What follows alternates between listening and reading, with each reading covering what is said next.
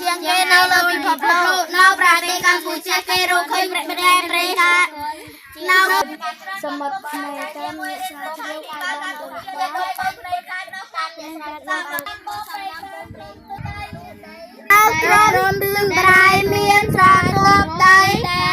ដែលចូលនឹងខ្លាយក្រុមហ៊ុនវីដេអូ ឡៃជាងគេនៅលើពិភពលោកប្រទេសកម្ពុជានៅប្រទេសកម្ពុជាគេរកឃើញតែប្រេកានៅក្នុងដៃរបស់គេស្រាវជ្រាវជ្រាបបានឲ្យគេបងពីក្នុងដីត្រូវគេថាបើជាប្រេកាសម្រា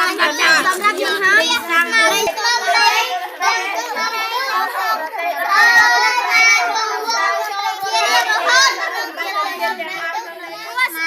ប្រយោជន៍ក្នុងការអភិវឌ្ឍសង្គមនៃការជារេមួយសេដ្ឋកិច្ចប្រទេសរេការជារេមួយប្រទេសដែលមានប្រេងកានៅក្នុងដីបានធម្មតា